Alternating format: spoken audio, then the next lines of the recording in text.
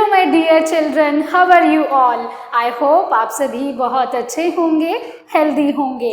Now welcome back to the new class with me with the new chapter from your book grammar pathways for class 3rd by Riddhi series, and this book is published by Children's Voice Publication. So today we are going to start a new chapter. So without wasting the time, dear students, let's start. Now we will start the new chapter and the chapter name is tenses. तो आज हम सीखेंगे tenses के बारे में. tenses क्या होते हैं, कितने तरीके के tenses होते हैं. तो प्लीज़ आप सभी केयरफुल्ली सुनिएगा, समझिएगा. सबसे पहले टेंसेस को हम कुछ एग्जाम्पल्स के थ्रू समझेंगे. तो टेंसेस हमें क्या बताते हैं कि कोई भी एक्शन प्रेजेंट में हो रहा है या फिर वो एक्शन पास्ट में हो चुका है या फिर स्टूडेंट्स वो एक्शन आपका फ्यूचर में होगा. तो इन सभी सेंटेंसेस को, इन सभी टेंसेस को हम कैसे आइडेंटिफाई कर सकते हैं, चलिए कुछ एग्जाम्पल्स के थ्रू समझते हैं. Now read the following sentences. सबसे पहले हम कुछ सेंटेंसेस को रीड करेंगे. आपको कुछ कॉलम्स गिवन हैं, column A, column B and column C. So in the column A the sentence is I write a letter. मैं एक लेटर लिखती हूँ. It means ये काम मैं प्रेजेंट में करती हूँ या फिर ये काम रूटीन या फिर डेली बेसिस पर होता है. Next we have I wrote a letter. मैंने एक पत्र लिखा. Next we have I shall write a letter. मैं एक पत्र लिखूंगी. ऑलराइट, यहाँ पर जो आप हाइलाइटेड वर्ड्स देख रहे हैं, राइट, रोट, शैल राइट, मतलब फर्स्ट ग्रुप के जो सेंटेंसेस हैं वो प्रेजेंट में हैं. नेक्स्ट हमारे पास जो बी ग्रुप है, जो बी कॉलम है, इसमें जो सेंटेंसेस गिवन हैं, तो ये जो सेंटेंसेस हैं वो पास्ट में हुए हैं. Means I wrote a letter. मैंने एक लेटर लिखा, यानी कि ये जो काम है, ये जो पत्र मैंने लिखा है वो मैंने पास्ट में लिखा है. Another example is I shall write a letter. मैं एक पत्र लिखूंगी. ना ही वो मैंने प्रेजेंट में लिखा है, ना ही वो मैंने पास्ट में लिखा है, लेकिन मैं उसे भविष्य में लिखूंगी. Now she sings a song. वह एक गाना गाती है. She sang a song. उसने एक गाना गाया. She will sing a song. वह एक गाना गाएगी. So in group A, the verbs write and sings tells us that the action is taking place in the present time. यहाँ पर जो आप verbs देख रहे हैं, write and sings, ये सभी जो एक्शन हैं, ये वर्ब्स क्या बताती हैं कि जो एक्शन हो रहा है वो प्रेजेंट टाइम में हो रहा है. These verbs belong to the present tense. तो ये जो वर्ब्स हैं वो कौन से टेंस से बिलोंग करती हैं चिल्ड्रन? ये सभी प्रेजेंट टेंस से बिलोंग करती हैं. ऐसा कोई भी काम जो कि प्रेजेंट टाइम में होता है या फिर कोई भी एक ऐसा फैक्ट है या फिर कोई भी ऐसा रूटीन या फिर कोई भी हैबिट जो डेली बेसिस पर होती है, ऐसी वर्ब्स आपकी प्रेजेंट टेंस में आती हैं. Now we will understand the group B verbs. In the group B the verbs wrote and sang tell us that the action had already taken place in the past time. जो यहाँ पर आपको verbs given हैं, wrote and sang, ये already past में हो चुकी हैं. These verbs belongs to the past tense. तो ये जो वर्ब्स हैं वो कौन से टेंस से बिलोंग करती हैं बच्चों? ये बिलोंग करती हैं पास्ट टेंस से, क्योंकि ये जो एक्शन है वो ऑलरेडी पास्ट में हो चुका है. इन द ग्रुप सी, अब हम देखेंगे जो ग्रुप सी में वर्ब्स गिवन हैं. So the verbs shall, write and will sing tell us that the action will happen in the future time. तो ये वर्ब्स हमें क्या बताती हैं बच्चों? ये वर्ब्स बताती हैं कि जो एक्शन है वो फ्यूचर में होगा. मीन्स ना ही वो अभी हो रहा है, ना ही अभी तक वो हुआ है, but it will take place in the future time. ये कब प्लेस लेगा? फ्यूचर टाइम में. So these verbs belong to the future tense. तो ये वर्ब्स कौन से टेंसेस से बिलोंग करती हैं बच्चों? ये बिलोंग करती हैं फ्यूचर टेंस से. नाउ ऑलवेज रिमेंबर, अब हम ऐसे कुछ पॉइंट्स देखेंगे जिन्हें आपको याद रखना है. There are 3 tenses. कितने टेंसेस आपको दिए गए हैं? हमने अभी देखे present tense, past tense and future tenses. तो हमारे पास कितने टेंसेस हुए? 3 tenses we have, present tense, past tense and the future tense. Verbs have different forms and different tenses. अब हमारे पास जो verbs होती हैं वो अलग अलग फॉर्म्स में होती हैं, अलग अलग टेंसेस में. प्रेजेंट टेंस में अलग फॉर्म होगी. अगर हम पास्ट टेंस की बात करते हैं बच्चों, तो पास्ट टेंस में जो वर्ब की फॉर्म है वो अलग होती है, और फ्यूचर टेंसेस में जो आपकी वर्ब है उसकी अलग फॉर्म होती है. हमने एग्जाम्पल्स के थ्रू भी देखा था. प्रेजेंट टेंस में जो वर्ब फॉर्म थी वो सिंग्स थी, यानी कि Rita sings a song. Rita एक गाना गाती है. बट अगर मैं सेम टेंस को पास्ट में बनाती हूँ, सो टेंस क्या होगा? टेंस होगा रीता सेंग अ सॉन्ग. रीता ने एक गाना गाया. अगर इसी सेंटेंस को मैं फ्यूचर टेंस में कन्वर्ट करना चाहती हूँ या फिर फ्यूचर टेंस में बनाना चाहती हूँ, तो ये टेंस क्या होगा? आई शैल सिंग अ सॉन्ग. मैं एक गाना गाऊंगी. तो यहाँ पर आपने डिफरेंस देखा है वर्ब्स में, यानी कि प्रेजेंट टेंस में वर्ब थी सिंग्स, पास्ट टेंस में वर्ब थी सेंग, लेकिन फ्यूचर टेंस में जो वर्ब थी वो थी शैल सिंग. तो यहाँ पर क्लियरली आप डिफरेंस नोट कर सकते हैं, डिफरेंसेस को देख सकते हैं. ऑलराइट, चलिए आगे मूव करते हैं. नाउ अब हम देखेंगे कि वर्ब्स को कैसे फॉर्म करते हैं. So verb forms. Now different verb forms are called tenses. अब जो अलग अलग verbs की फॉर्म हैं उन्हें ही हम क्या बोलते हैं? tenses बोलते हैं. When we talk about the grammar of verbs, we often use the following words. तब हम कौन सी verbs को यूज करते हैं? चलिए देखते हैं. Base form of infinitive. Base form of infinitive यानी कि जो प्रेजेंट फॉर्म होगी वो क्या होगी? सिंग. Now present participle. अगर हम प्रेजेंट पार्टिसिपल की बात करते हैं जो कॉन्टिन्यूसली प्रेजेंट में हो रहा है, वो होगा singing. Like Rita is singing a song in live concert. Rita live concert में गाना गा रही है. इट मीन्स ये अभी कॉन्टिन्यूसली हो रहा है. Next we have past tense. अगर हम पास्ट टेंस की बात करते हैं तो वर्ब फॉर्म क्या होगी? सेंग. अगर हम बात करते हैं पास्ट पार्टिसिपल की, means that was continuously happening in the past. वो काम पास्ट में या फिर वो एक्शन पास्ट में परफॉर्म हो रहा था. So the form will be sung. All right. Now see all these different verb forms in the sentences. अब हम कुछ examples के साथ समझेंगे different verbs को. So first we have she sings a song. वह एक गाना गाती है. Present simple tense.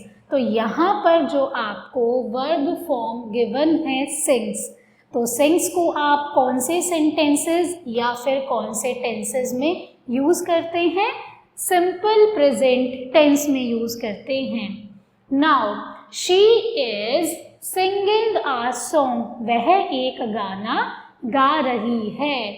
तो ये कौन सा टेंस होगा? Present continuous tense. जिन वर्ड्स के एंड में रहा है, रही है, रही हैं, it means that action is continuously happening. तो वो कौन से टेंसेज होंगे स्टूडेंट्स? वो आपके प्रेजेंट कॉन्टिन्यूअस टेंसेज होंगे। और आप कौन सी वर्ब यूज करते हैं वहाँ पर? इज, आर, एम, एंड आप वर्ब की फर्स्ट फॉर्म में ing ऐड करते हैं। इसे भी हम डीपली समझेंगे। अब हम देखते हैं थर्ड सेंटेंस की तरफ। शी sang a song, उसने एक गाना गाया। पास्ट सिंपल टेंस, जहाँ पर भी आपको वर्ड की सेकेंड फॉर्म आप देख पाएंगे तो वो कौन सा टेंस होगा? Past tense. Alright, next we have she has sung a song, वह एक गाना गा चुकी है, यानी कि यह काम ऑलरेडी पास्ट में हो चुका है, उसने एक गाना गाया था। So it will be present perfect tense. तो ये कौन सा टेंस होगा बच्चों? ये एक प्रेजेंट परफेक्ट टेंस होगा। नाउ अब हम देखते हैं हमारे पास रेगुलर वर्ब्स कौन कौन सी होंगी। Most English verbs form their past tense and past participle by adding ed to them. अगर हम पास्ट टेंसेस की बात करते हैं या फिर पास्ट पार्टिसिपल की बात करते हैं तो आप वर्ब्स को कैसे फॉर्म करते हैं? आप वर्ब्स को फॉर्म करते हैं वर्ब में ed ऐड करके।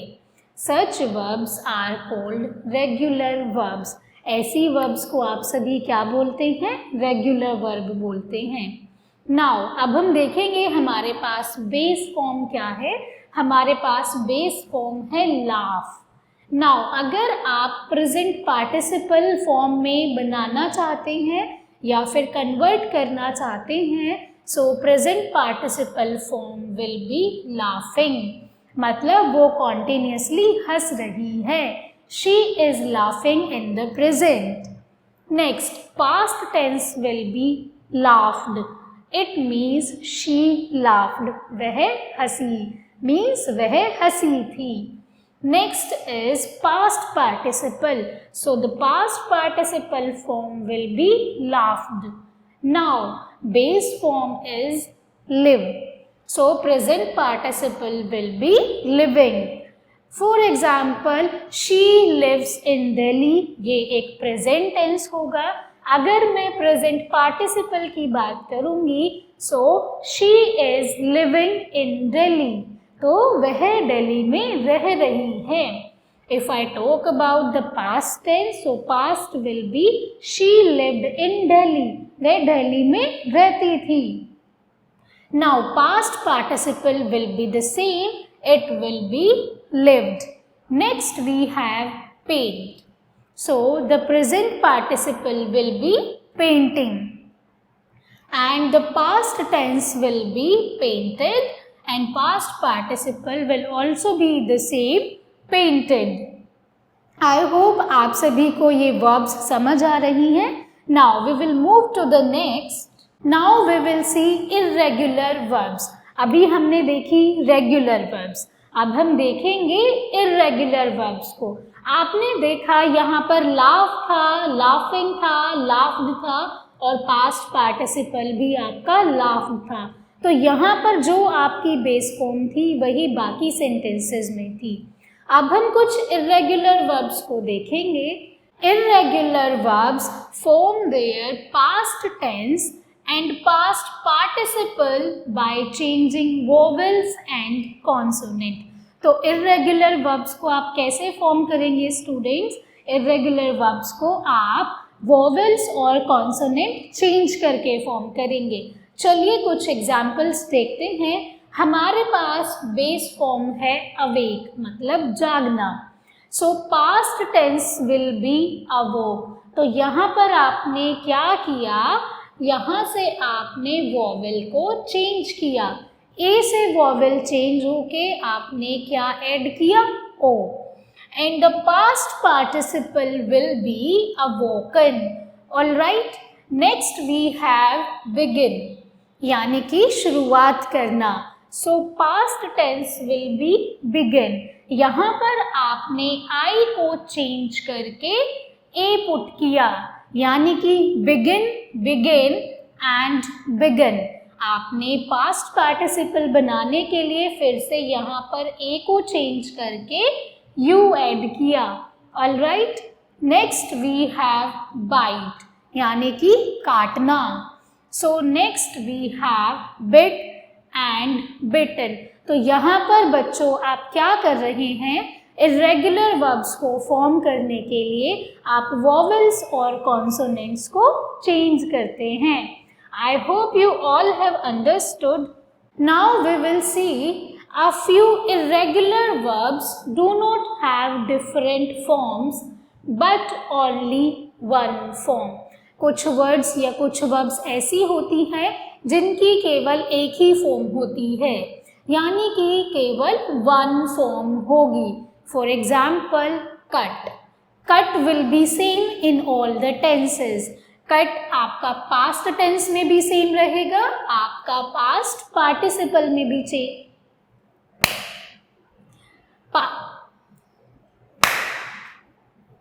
कट आपका पास्ट पार्टिसिपल में भी चेंज रहेगा। नेक्स्ट वी हैव हर्ट, यानी कि किसी को नुकसान पहुंचाना, हर्ट करना। So hurt verb will be same in all the tenses. Past tense में भी हर्ट ही रहेगी और पास्ट पार्टिसिपल में भी हर्ट की जो फॉर्म है वो सेम रहेगी। Next we have put, put will be same in all the tenses, in past tense and in past participle. Now, I hope you all have understood about tenses. Tenses क्या होते हैं, जो कि हमें ये बताते हैं कि कोई भी एक्शन आपका प्रेजेंट में हो रहा है या फिर पास्ट में हो चुका है या फिर that particular tense will take place in future. And we have seen that we have three types of tenses: present tense, past tense and future tense. उसके बाद बच्चों हमने देखी कि हमारे पास हर टेंसेस में वर्ब्स की डिफरेंट फॉर्म्स होती हैं और यही फॉर्म्स हमें टेंसेस को आइडेंटिफाई करने में हेल्प करती हैं।